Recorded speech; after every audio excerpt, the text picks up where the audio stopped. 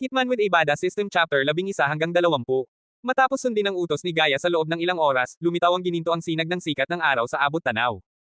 Ang araw ay sumikat na parang bulaklak na nagbubukas, na nagbibigay ng mga talulot nito sa mundo. Sa gitna ng pagsasayaw, ang mga patak ng ulan ay ang pamumula ng Escarlata, ang init ng tangerine.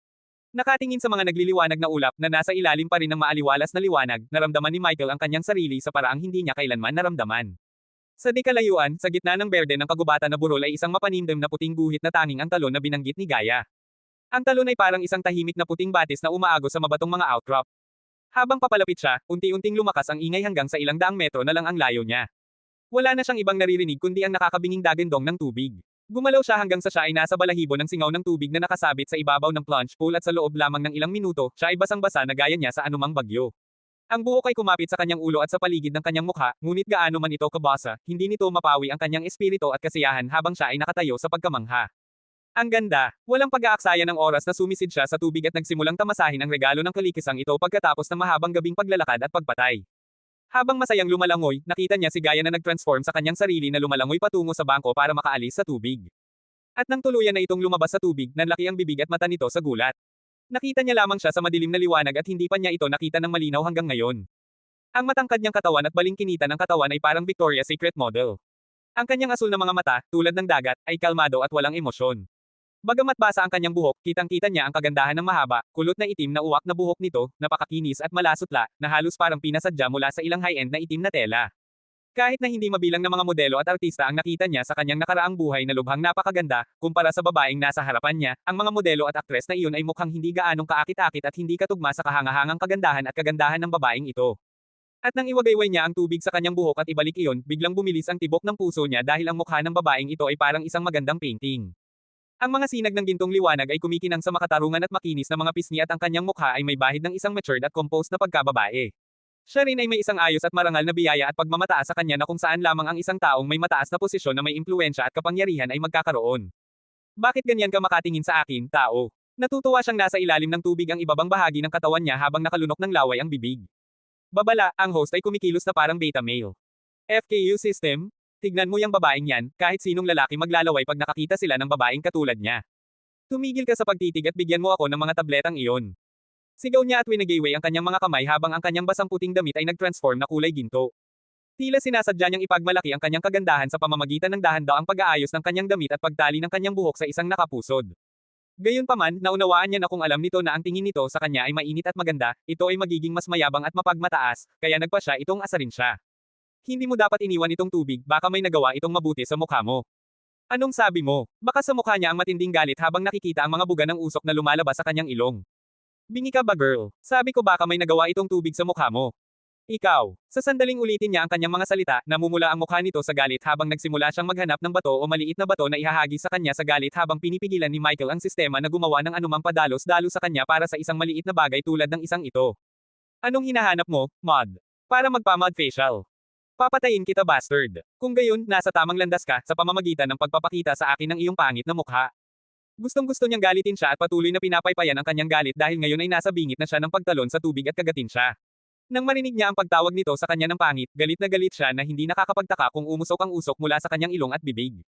At sa wakas, dumukot siya ng maliit na bato sa lupa at ibinato sa kanya. Batuhin kita hanggang mamatay, hatek ka. Natawa siya nang makita itong tumatakbo at kumukuha ng mga bato para ibato sa kanya na parang bata. Habang naglalaro ang dalawang ito sa ibabaw ng tubig, nakaupo sa ilalim ng tubig ang isang batang babae na mukhang matikas at maganda. Ang kanyang paligid ay maliwanag na selyado at siya ay nasa isang estado ng paglilinang. Ang hangin sa paligid ng kanyang hubad na katawan ay napuno ng hangin ng kapangyarihan at naglalabas ng nakakapanghinayang aura. Parang may nakitang biglaang paggalaw, biglang iminulat ng dalaga ang kanyang mga mata. Sino ang nangahas na pumasok sa teritoryong ito at guluhin ang aking paglilinang? Nagsalubong ang mga kilay ng dalaga habang umaarangkada na parang torpedo. Habang nasa dalampasigan, bumili si Michael ng dalawang hilang pil at ibinigay ito kay Gaia habang nilulunok niya ang mga table tasks na may excited na ngiti na parang batang kumakain ng candy. Sige, punta ka sa usual place mo. Inabot niya ang kanyang braso patungo kay Gaia. Tinatamad akong maglakad eh. Mabilis niyang binago ang sarili sa isang maliit na bola ng liwanag at sumanib sa braso nito nang lumitaw muli ang itim na tato. At nang tatalikod na sana siya at aalis, naramdaman niyang may mabilis na gumagalaw sa kanya.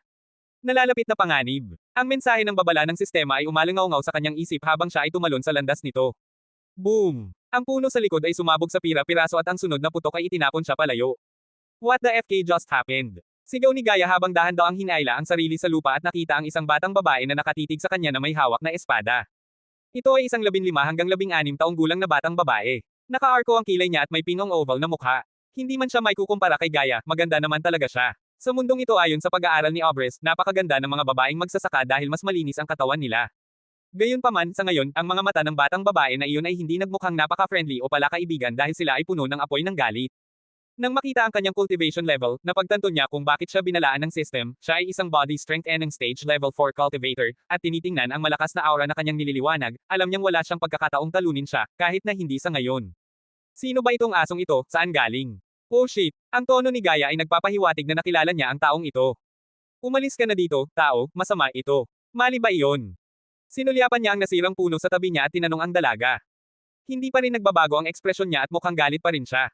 Sino ang hindi nakakaalam na ito ang kanyang sagradong lugar ng paglilinang pagkatapos ng lahat? Alam ng lahat sa kahariang ito na sa kanya ang talo ng berdeng lambak ng Rivertown ngunit ito. Ang pervert ay kusang dumating na naglalayong silipin ang kanyang pagsasanay at paglilinang. At kahit na makapangyarihan siya at wala siyang pagkakataong matalo siya ngayon, hindi siya natakot sa kanya. Paano kaya niya? Pabalik sa lupa, nanginginig ang buong underworld nang marinig ang kanyang pangalan. Gumawa pa sila ng kasabihan, kung alam ng ghost ang pangalan mo, huli na ang lahat. Oo, isang pagkakamali na hindi kita patayin sa unang putok. Hindi ko alam kung sino ka pero sa tingin ko maling tao ang nakuha mo. Hindi makikinig sa'yo ang asong yan, umalis ka na dito. Udyok ni Gaia habang nakatingin sa dalaga. Sa susunod, alamin mo ang iyong target bago umatake. Hindi niya kayang mawalan ng mukha dahil mayroon siyang sistemang tinatawag na Badass System for God's sake. At saan sa tingin mo pupunta? Narinig niya ang boses ng dalaga na nagmumula sa likuran habang papaalis siya. Sinabi iyon ng dalaga sa malamig at hiwalay na boses. Lumingon si Michael at nakita niya ang kanyang espada na nanginginig sa kanyang mga kamay. Sa tingin mo saan? Sabi ni Michael na galit na nakatingin sa kanya. Hindi niya ito kilala o may ideya kung bakit siya kumikilos na parang asong babae. Tila isang hindi pagkakaunawaan at wala nang iba pa. Isa pa, nagsimula pa siyang umalis sa lugar pagkatapos nitong subukang salakayin siya. Hindi siya tumugon dahil nag-adopt siya ng posisyong handa sa labanan. Itinaas niya ang kanyang espada at pinaputok ang espada na naging sanhi ng pagsipol. Nabasag ng gintong espada ang hangin at itinulak kay Michael. System, bigyan mo ako ng defense spell. Mabilis na pinaandar ni Michael ang system at inutusan itong bilhin ito para sa kanya kaysa makialam siya sa shop dahil 1 pulgada lang ang layo ng espada sa kanya. Sandaling pabagalin lang ng system ang oras at hindi nito mapipigilan ang oras ng buo, kaya kung maglalaan siya ng maraming oras sa pag-browse sa system, maaaring tumagos ang espada sa ulo niya at mapatay siya dahil habang ginagamit niya ang system, hindi siya makakagalaw. Gusto ba ng host na bumili ng na-upgrade o hindi na-upgrade na spell? Are you trying to kill me? Bumili ka na lang ng upgradable. Sigaw niya sa sistema. Ding! Ang host ay matagumpay na nakakuha ng tumutugon na kalasag ng enerhiya para sa 1,000 badas na puntos. Damyugo ang puso niya habang tinitignan ang dami ng puntos na kailangan niyang gamitin dahil sa init ng ulo ng babaeng ito at sobrang galit na galit. Isinasaalang-alang ang power gap sa pagitan ng host at ng kaaway ay masyadong malaki, inirerekomenda ng system ang host na bilhin ng lightning dash skill para sa 1,000 badas points. Hindi ko alam kung ano ang unang papatay sa akin. For the outrageous price of yours. Gusto bang bilhin ng host ang lightning dash? Oo, bumili ka na dali. Ding, matagumpay na nakakuha ang host ng lightning dash para sa 1,000 badas points. Naramdaman niya ang banayad na sakit sa kanyang utak habang ang sistema ay nakaukit sa kanyang isipan. Sa sandaling ito, wala pang 1 pulgada ang layo ng espada mula sa kanyang noo, ngunit biglang nag-activate ang tumutugon na kalasag at bumuo ng banayad na kulay asul na globo ng enerhiya sa paligid niya. Isinara niya ang mga sistema at nang gawin niya iyon, nagbanggaan ang espada at ang kanyang energy shield. Napaatras siya ng backlash ng ilang metro ang layo bago siya nagpakatatag. Asawa, asong babae, asong babae. Galit na sigaw ni Gaia sa kanyang isipan na nakatingin sa dalaga. Gusto mo ba akong patayin? Puno ng galit ang boses niya dahil kung ito ang dati niyang buhay, patay na siya. Oo, ano, sabi ng dalaga habang ang espada ay lumipad pabalik sa kanyang kamay. Hindi niya alam kung anong spell ang ginamit niya para makatakas sa dati niyang trap pero siguradong naiinis at mas lalong nagpainit ito sa kanyang galit. At sa pagkakataong ito nang ipikit niya ang kanyang mga mata, biglang lumitaw sa itaas niya ang isang ilusyong gintong espada. Ang malaking holographic sword na ito ay nakadama ng lamig sa buong katawan niya. Ang holographic sword ay parang guided missile na nangangahulugang may detect nito kung may buhay at automatikong naglalayong huminga ng mga tao. Shit! Gumagamit siya ng Morning Star spell. Nagmura si Gaia dahil alam niyang isa ito sa mga spelling na karaniwang ginagamit ng mga inner at core disciples ng Morning Star sect. Bizium. Nagbuga ng ingay ang espada habang papalapit ito sa kanya, palapit ng palapit. Muling lumitaw ang energy shield kung saan bumagsak ang golden arrow, na tila isang pagsabog, gayunpaman sa pagkakataong ito, mapapabagal lang ng shield ang arrow ngunit hindi nito napigilan. Nakakatakot ang ingay na lumabas sa pagsabog at nagpabilis ng tibok ng puso ni Michael dahil parang may nuclear bomb na sumabog malapit sa kanya. Dumiretso ang palaso sa noo ni Michael. Gumawa ng isang bagay, tao. Selena Marshall, iyon ang kanyang pangalan at namumukod-tangi siya sa mga kapwa-disipulo ng kanyang Morning Star sect at itinuturing na isa sa pinakamahusay bilang isang natatanging disipulo. Naabot niya ang yugto ng pagpapalakas ng katawan sa edad na 15 at umabot sa antas na 43 taon pagkatapos noon. Sa kanyang pambihirang talento, antas ng paglilinang, at makapangyarihang spell, halatang hindi sapat ang kalasag ni Michael para pigilan ang kanyang palaso. Nahulog siya sa puno dahil sa salpukan ng kanyang kalasag at espada. Dahil kayang kontrolin ni Selenia ang arrow gamit ang kanyang arch energy na nagmukhang buhay ang espada, pinatalikod niya ito at ipinagpatuloy ang kanyang pagsisikap na patayin siya. Lightning Dash, mabilis niyang pinaandar ang skill na ngayon lang niya natutunan at biglang nag-transform ang katawan niya sa kidlat at tumakbo palayo sa dalaga. Pagbabayaran mo ito, bitch. Ang kanyang malayong boses ay natigilan kay Selena at siya ay tumingin sa paligid ng lugar lamang upang makita ang kanyang palaso ay nakalatag sa lupa na sira. Nawala na siya sa lugar sa napakabilis na bilis. Yung spell na ginamit niya, ancient spell. Bulong ni Selena. What the FK did you do to that bitch? Why was she attacking us?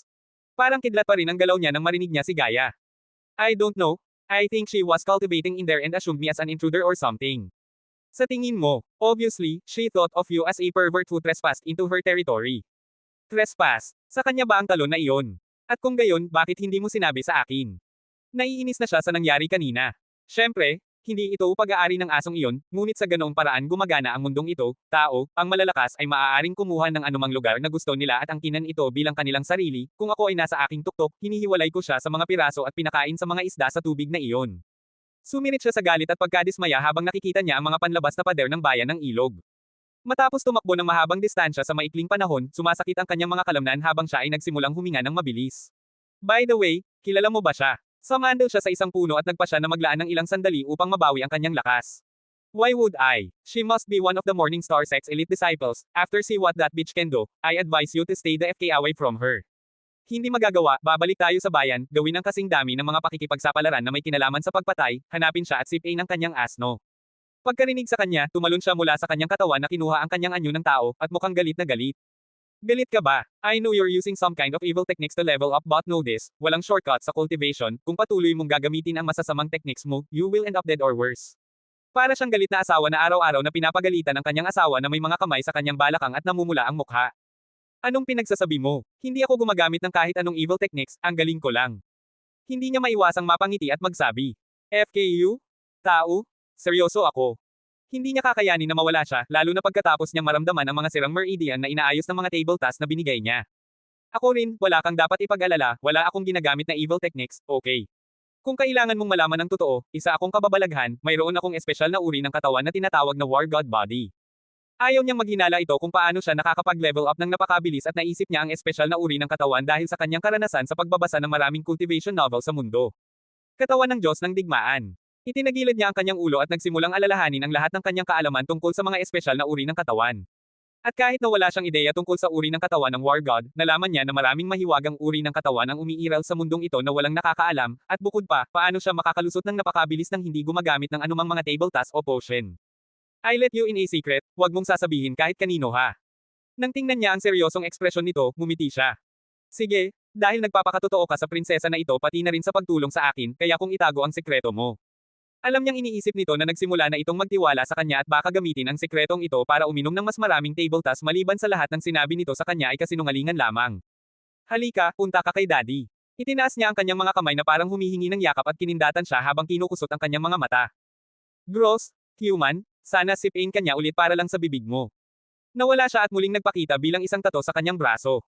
Mag-ingat ka sa bayan, tao, nagalit ka na sa isang malaking asong babae at maaaring nagalit ka sa isa pang grupo sa pamamagitan ng pagkuha sa kanilang paghahanap, mula ngayon, lumayo ka sa mga alagad ng sektang Morning Star hanggang sa maabot mo man lang ang antas ng pagpino ng katawan na antas 6 o 7. Jeez, do you hear yourself? FK this, FK that? You're a princess for God's sake, try to act like one. Pasensya na kuya, magiging mas pino at ladylike na ako simula ngayon, alam kong hindi ako palaging magalang at magalang sa isang senior na katulad mo, patawarin mo ako. She sounded so feminine and soft in his mind unlike before but he frowned. Mapapatawad mo na ba ako kuya? Alam niyang kumikilos ito ngunit ang sarap sa pakiramdam ng marinig ang matamis na banayad na boses na ito. Oo, we'll take your forgiveness and push it far up your ass and take it out from your effing mouth and push it up to your ass again and repeat this until you effing die. Ngayon ay bumalik siya. Nakilala siya ng mga guard sa harap ng gate at pinapasok siya ng hindi nagtatanong pero baka sa mukha nila ang pagtataka. Nakatingin sa kanilang mga mukha, nakangiti siyang naglakad patungo sa kanila at kumuha ng 10 pilak na barya mula sa kanyang bulsa. Ikaw ay nagsusumikap, narito kunin mo ito at magkaroon ng magandang araw. Hinawakan niya ang kamay ng gwardya at inilagay ang mga barya sa kanyang kamay habang natulala ang gwardya. Huwag mong gugulin sa isang lugar. Salamat, salamat, young master. Nauutal ang gwardya at kumikinang ang kanyang mga mata sa paggalang at kagalakan. Magkita tayo mamaya. Kumaway si Michael sa mga gwardya habang mabilis na pinagbuksan siya ng gate ng isa pang guard. Bakit mo binigay ang mga barya namin sa mga tanga?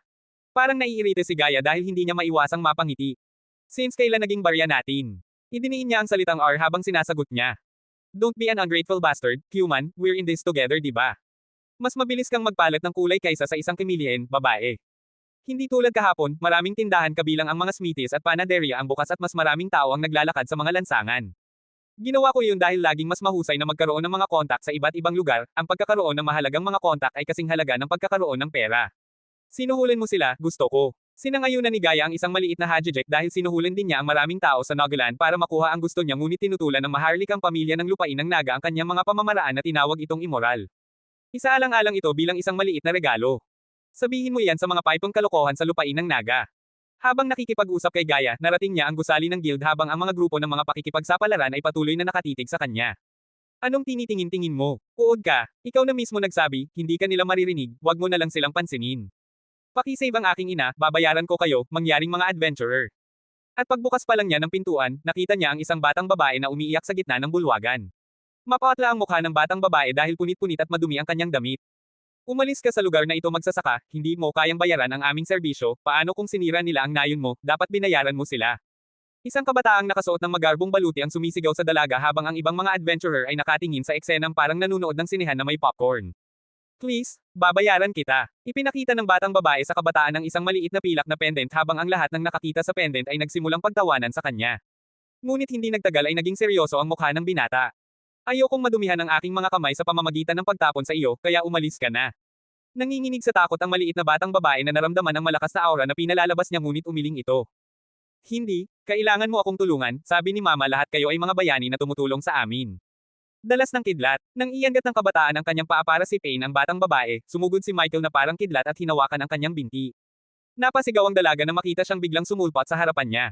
Umalis ka sa harapan ko bago kita patayin. Gaano sila kawalang puso? Siya ay 6 o 7 taong batang babae lamang na humihingi ng kanilang tulong ngunit ang mga taong ito ay pinagtatawanan ang kanyang paghihirap. Kahit na hindi nila gustong tumulong, ang pinakamaliit na magagawa nila ay hindi palalalain ang mga bagay. Itinulak ni Michael ang binata ng mapa-atres ito at bumagsak sa mesa sa likuran niya. Pagtingin sa batang babae, dahan-dahan niyang pinunasan ang mga luha sa mukha nito at nagpakawalan ng isang magiliw na ngiti. Tutulungan kita, ituro mo sa akin ang daan. Hindi niya kinuha ang pendant bagkus ay ibinalik niya ang pendant sa dibdib nito.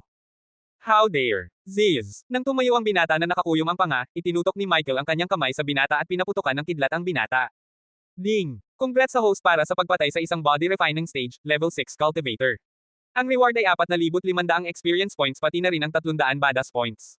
Napatulala sa eksena ang mga adventurer at ang guild staff dahil puno ng pagkabigla ang kanilang mga mukha. Isang galaw lang ay nagawa na ito. Nakita nila ang isang malaking sunog na butas sa kanyang dibdib at may usok pa rin na lumalabas sa kanyang bangkay. Nagpadala siya ng body refining stage, level 6 cultivator sa isang galaw at isa lang siyang foundation stage level 9 cultivator. Paano? Paano ito naging posible? Ipinikit na ni Michael ang mga mata ng batang babae gamit ang isang kamay at tumingin sa iba kung may nangahas na humakbang para ipaghiganti ang kabataan. Laking gulat ng mga natitirang miyembro ng grupo ng kabataan pati na rin ang pagbuka ng bibig sa takot. Ang paraan ng pagtingin nila sa kanya ay nagkaroon ng napakalaking pagbabago. Ang kanilang mapagmataas na ekspresyon ng mukha ay napalitan ng takot na parabang nakatingin sila sa isang kakaibang hayop. Napailing din ang babaeng nakilala niya noon. She gawked at Michael, sobrang dilat ng mga mata nito. Let's go little girl. Hinawakan niya ang kamay ng dalaga at naglakad palabas ng guild habang sumasayaw pa rin ang maliliit na bitik ng kidlat sa kanyang mga daliri. Saan ang iyong nayon, batang babae? Binuhat niya ang dalaga at tinanong habang nakaturo ang dalaga sa silangan. Malayo silangan dito, adventurer, milord, may mataas na bantayan sa baryo namin. Hawakan mo ako ng mahigpit. Hinawakan niya ang maliit na batang babae sa kanyang dibdib at tumakbo patungo sa silangan na ginawa ang kanyang katawan sa isang kidlat. Pagkatapos ng 1 o 2 minutong pagtakbo, napansin niya ang itim na usok sa abot tanaw gayon din ang isang nasusunog na tore na tila ba ang tore ng bantay na binanggit ng dalaga. Naging seryoso ang mukha niya nang makalapit siya at nang tumigil siya sa pagtakbo, ang sumalubong sa kanya ay isang nasusunog na nayon at nasusunog na mga bangkay. Hindi, sumigaw ang batang babae at pilit siyang tumalon mula sa kanyang mga kamay. Nasunog ang buong nayon sa dagat ng pula, dilaw, at kahel. Pinagmamasdan ni Michael ang apoy sa mga gusaling nasa harapan niya, ang mga usok na usok ay desperadong umabot sa langit na parang sinusubukang tumakas sa nagliliyab na impyerno sa ibaba. Anong nangyari dito? Seryoso ang boses ni Gaia habang nagmamadaling tumungo sa nayon upang hanapin ang sinumang nakaligtas habang ang dalaga ay patuloy na sumisigaw para sa kanyang ina. Dati ang isang kaakit-akit na mapayapang nayon ngayon ay naging abo at mga labi. Ang amoy ng nasusunog na mga bangkay ay umaalingasaw pa sa kanyang ilong habang hawak niya ang ulo ng batang babae sa kanyang dibdib nang hindi niya hinayaang makita ang lahat ng kalungkutan na ito. May malalalim na hiwa ang ilan sa mga katawan habang ang iba naman ay parang sumabog habang patuloy na naglalakad sa pag-asang makahanap ng survivor. May buhay. Bigla niyang naramdaman ang isang life sign malapit sa kanya sa isang nasusunog na bahay. Gaia, lumabas ka. Utos niya kay Gaia nang lumabas ito sa katawan at sarado ang ilong at bibig dahil sa baho. Hawakan mo siya. Mabilis niyang ibinigay ang batang babae kay Gaia at tumakbo sa nasusunog na bahay. Hoy! Sigaw niya pero pumasok na siya sa nasusunog na bahay. Ang aming tahanan, mama. Dada, sinubukan ng dalaga na kumawala sa pagkakahawak ni Gaia ngunit hindi niya hinayaan ang dalaga. Ito ang iyong tahanan, munting tao. Sa loob ng bahay, ang tumutugon na kalasag ay na-activate na at naprotektahan siya mula sa apoy ngunit ramdam niya ang nakakapasong init. Ubo. Nagsimulang mapuno ng usok ang kanyang baga nang marating niya ang isang maliit na silid kung saan naramdaman niya ang nakaligtas. Maliban sa usok at mga labi, wala siyang mahanap. Ngunit nang siya ay humakbang pasulong upang alisin ang mga labi, isang langit-ngit na tunog ang lumitaw mula sa lupa. Hindi na siya nag-aksaya ng oras at dali-daling nilinis ang alikabok at abo sa lupa gamit ang kanyang hubad na kamay at nakahanap ng hawakan. Shit! Nang buksan niya ang pinto sa ilalim ng lupa, nakita niya ang isang babae na may hawak na 2 o 3 buwang sanggol sa kanyang kamay. Siya ay nawalan ng malay at halos walang tibok ng puso at ang sanggol ay tahimik at nagsinungaling sa kanyang mga kamay nang hindi gumagalaw. Agad niyang binuhat ang babae at ang sanggol mula sa butas at pinaandar ang lightning dash. Sa mga kamay ni Gaia, walang tigil ang dalaga sa pagsigaw at pag-iyak habang si Gaia ay tumangala upang tingnan kung naroon pa ang mga Cuprite. Tao. Bigla niyang nakita si Michael na nagmamadaling lumabas ng bahay kasama ang isa pang tao at mas maliit na tao sa kanyang kamay. Mama, umalis ka dito. Hinawakan niya ang babae sa isang kamay at hinawakan si Gaia sa kabilang kamay. Dalas ng kidlat, inay gising na, Rumi gising na. Ahuho. Nanginginig ang katawan ng dalaga at umiiyak. System, bigyan mo ako ng healing potion. Mabilis niyang inutusan ang system pagkatapos magkapor sa babae at sa sanggol ngunit hindi niya ma-restart ang kanilang tumigil na mga puso. Pagka-order pa lang niya ng system, may lumabas na maliit na vial ng asol na likido sa kamay niya. Ilipat, tinulak niya ang batang babae at ibinuka ang maliit na bibig ng sanggol. Tao, anong ginagawa mo? Sa ganang Gaia ay huminto ang pagtibok ng kanilang puso at matagal na silang patay. Ngunit noong una ay nagbobomba siya sa kanilang dibdib at ngayon ay may binubuhos na likido sa bibig ng sanggol, hindi niya maisip kung bakit niya ito ginagawa. Gayunpaman, nanlaki ang kanyang mga mata nang makita niyang bumalik ang kulay sa katawan ng sanggol habang ginagalaw ng maliit na tao ang mga binti nito. Wala siya sa mood na magsaya. Kailangan niyang iligtas ang ina ng batang babae na ito kung hindi sila ay magiging mga ulila tulad niya. Nang hindi iniisip ang kahalagahan ng nakapagpapagaling na Gayuma, ibinuhos niya ang bawat huling patak nito sa bibig ng babae at hinintay itong magising. Ubo. Makalipas ang ilang segundo, biglang nagmulat ng mata ang babae at umubo ng maraming dugo. Mama, Cindy. Agad na tumalon ang batang babae sa mga bisig ng kanyang ina habang pinaulanan ng babae ng mga halik ang batang babae. Wow! Nagsimula ring umiyak ang sanggol at ibinalita ang presensya nito sa ina. Rumi. Tahimik sa gilid sina Gaia at Michael habang hinihintay na matapos ang pag-iyak nilang tatlo. Ding! Congratulations sa host sa pagligtas sa mga taong nangangailangan. Ang reward ay 300 badass points at ang Wind Blast skill. Bumungad sa kanyang isipan ang boses ng sistema ngunit bago pa niya masuri ang galing ng Wind Blast ay sumigaw ang babae. Ang mga bata, biglang nanlaki ang mga mata ng babae habang umiiyak ng malakas. Young Master Rian, ang mga bata. Itinuro niya ang kabaligtaran na direksyon ng nayon upang maging eksakto sa gilid ng ilog. Ano, may mga nakaligtas? Oo, Young Master, mangyaring iligtas sila. Hey system, nakakakuha din ba ako ng reward para sa pagligtas ng mga tao? Depende ito sa mga tao o taong nangangailangan ng tulong, host. Anong ibig mong sabihin dyan? Nangangahulugan ito na hindi ka gagantimpalaan ng system kung manipulahin ka para tumulong o ginagamit ng taong humihingi ng tulong ang host. Sa ganong sitwasyon kung tinulungan ng host ang taong iyon, hindi gagantimpalaan ng system ang host ngunit aalisin ang ilang puntos bilang parusa. Gawin ng sistemang iyon. Hindi niya pinaplano na tulungan ang lahat ng tao sa mundong ito tulad ng isang uri ng Samaritano ngunit nang makita niya ang batang babaeng iyon na umiiyak para humingi ng tulong, hindi siya makatayo doon at walang magawa.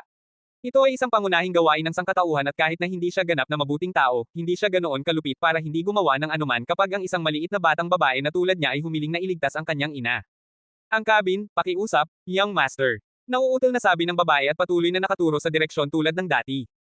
Manatili ka sa kanila. Aniya at tumakbo patungo sa ilog na iniwan ng Gaia kasama ang mag-ina.